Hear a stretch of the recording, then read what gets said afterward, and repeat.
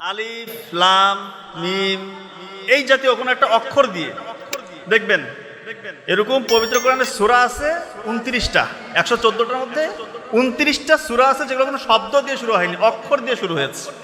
তো এই অক্ষরগুলোকে বলা হচ্ছে হরফে মুকাত্তাওয়াত। তো পবিত্র কোরআনে এরকম সূরা আছে 29টা। তো পবিত্র কোরআনে 42 নাম্বার একটা সূরা এবং 50 নাম্বার সূরা, সূরার নাম সূরা, এবং 50 নাম্বার সূরা সূরা কফ। এই সূরা দুইটা শুরু হয়েছে কফ যে হরফ এটা দিয়ে। তো ইন্টারেস্টিং বিষয়, এই দুই সূরায় কফ যে বর্ণটা এটা এসেছে 57 বার করে। দুই সূরা আপনি গুনে গুনে দেখবেন 57 বার করে এসেছে।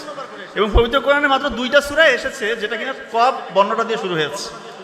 সূরা 42 নম্বর সূরা এবং সূরা কফ 50 নম্বর সূরা। এই দুইটা সূরা দেখবেন শুরু হয়েছে কফ বর্ণটা দিয়ে, হরফটা দিয়ে, এবং দুইটা সূরার মধ্যে আছে 57 বার করে। আল্লাহ তাআলা অসাধারণ মিল। আর একটু সামনে আগাই, আপনারা নিশ্চয়ই জানেন যে পিঁপড়া দিয়ে একটা সূরা এসেছে, সূরাটার নাম হচ্ছে নামল, 27 নম্বর সূরা। এই সূরাটা দেখবেন শুরু হয়েছে ত সিন এটা দিয়ে শুরু হয়েছে।